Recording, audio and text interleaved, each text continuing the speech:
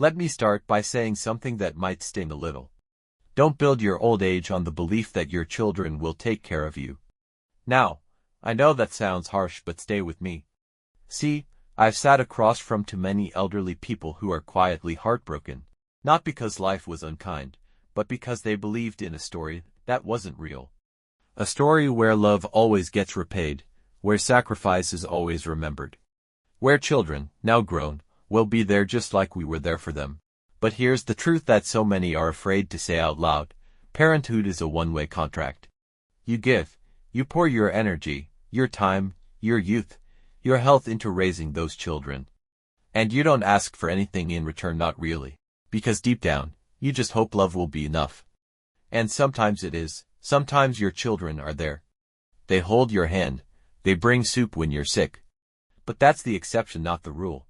More often, I see a different picture. A father who once worked 14-hour days to put his kids through school. A mother who gave up everything so her children could have more. Now sitting alone in a nursing home, not because they're unloved but because life moved on. Schedules filled up, calls stopped coming. And slowly, silence replaced connection. So here's my invitation to you, not just if you're older, but even if you're still in your 40s or 50s. Don't confuse hope with strategy. Yes, love your children. Raise them with everything you have. But when it comes to your future, your peace, your well-being, you must take the lead. Because placing your future in the hands of others, even the people you love most, is a gamble. And when it comes to aging, you want strength, not sorrow. We're going to talk about how to build that strength, how to lay down 3 powerful pillars that will support you in the years to come. But first, I want to leave you with a question. If the people you love couldn't show up for you tomorrow, would you still be okay? Let me ask you something that might feel a little uncomfortable. Are you expecting your children to take care of you when you're old? If the answer is yes, you're not alone. Many parents hold on to that hope. After all, you gave them everything, right? You loved them, sacrificed for them, stayed up those sleepless nights, paid for their education, helped them get on their feet. So of course, they'll be there when you need them. But here's the hard truth. Children don't owe you love. They don't owe you loyalty. And they don't owe you care. That sounds harsh, but it's not meant to be cruel. It's meant to be real. I've seen this happen time and again. There was a man, a strong, proud father, who gave his life to his kids. He helped them buy homes, paid off their debts, even helped raise his grandkids. But when his health started to decline, and he finally asked for one thing, to move in with them, they said no. Not because they didn't love him, not because they were heartless, but because life had happened to them, too. They had their own families, stress, bills, and pain. It broke him, but what broke him most wasn't their answer.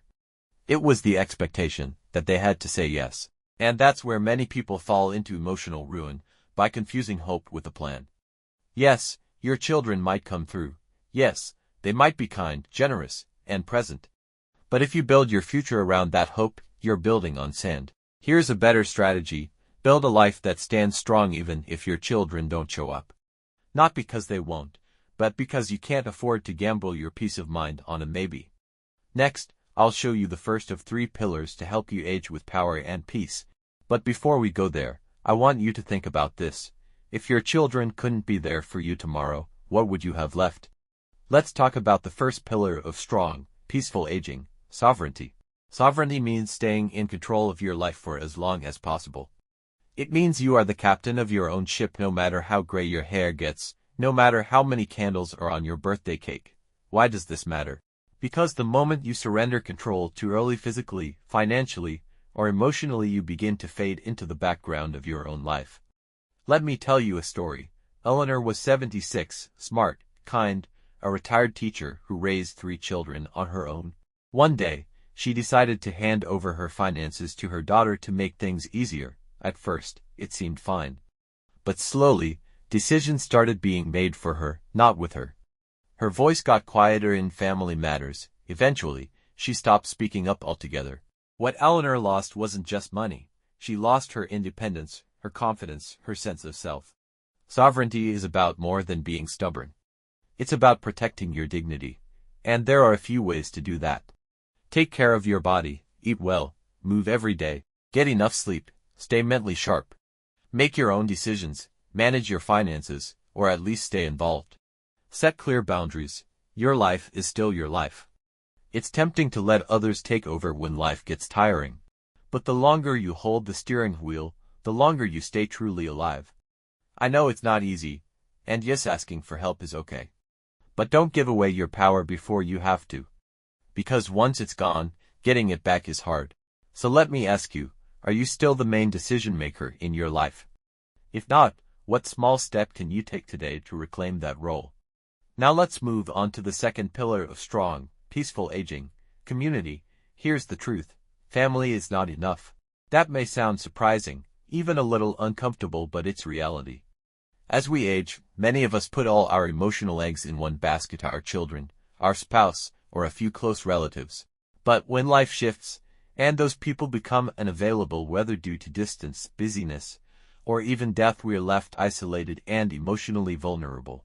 The elders who thrive the most mentally, emotionally, and even physically aren't always the ones with the most children or the closest family.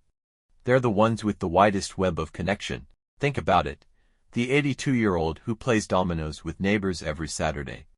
The woman who volunteers at the local library and knows everyone by name. The man who mentors younger people in his church or community center. These aren't just hobbies, they're lifelines. Because being seen, being needed, and simply being known, these are what keep our hearts alive. You don't need dozens of deep friendships. What you need are consistent, caring, reciprocal connections.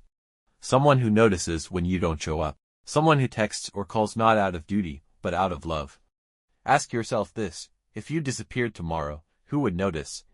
Not out of guilt, not because they feel obligated, but because they genuinely care. If the answer is unclear, then maybe it's time to widen your circle. Join a group, volunteer, say yes to the coffee invitation.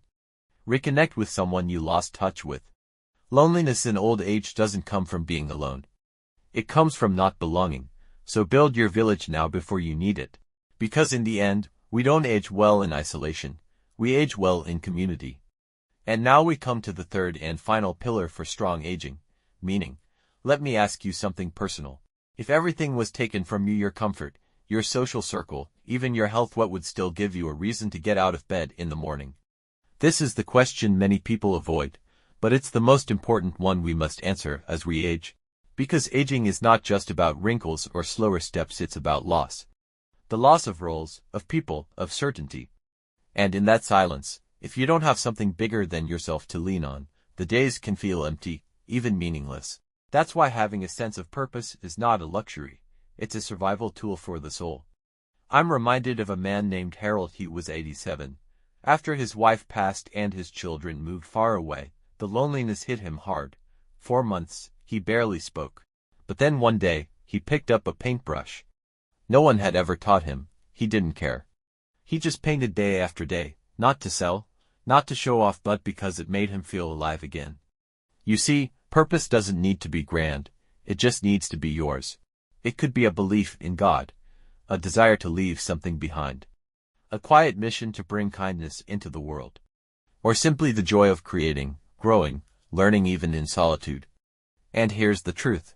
Your phone might not always ring, the house may feel too quiet some days, but if you have something that lights a fire inside you, you'll always have a reason to breathe.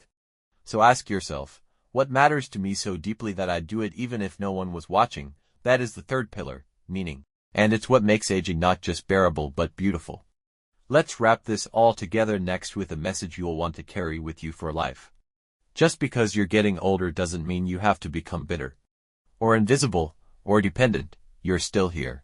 You're still wise. You're still strong inside. Aging doesn't erase you, or it reveals it. But only if you choose to stand tall in your truth instead of waiting for someone to come save you. The reality is this. Family structures have changed. Many children today are overwhelmed, overworked, or simply living far away. That's not necessarily cruel, it's just the shape of modern life. And expecting them to be your safety net can leave you hurt and unprepared. Instead, be the lighthouse, not the drowning victim. Shine from a place of inner stability and self-respect.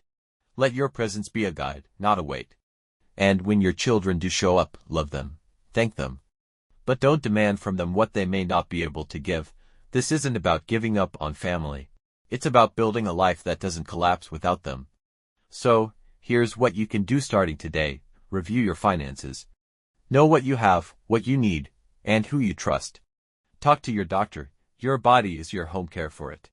Build your community. Join a club, volunteer, reconnect, and perhaps most importantly discover your purpose. Not for applause, not for legacy, but for your own peace of mind. Let me leave you with a quote worth remembering. Getting old doesn't mean being finished, it means a new kind of responsibility. And if this message touched something in you, don't just like it, share it. Not for views, not for likes, but because someone out there, right now, is sitting by the window, waiting for a phone call that will never come. And maybe, just maybe, this video could be the wake-up call they need to start building a life on their own terms.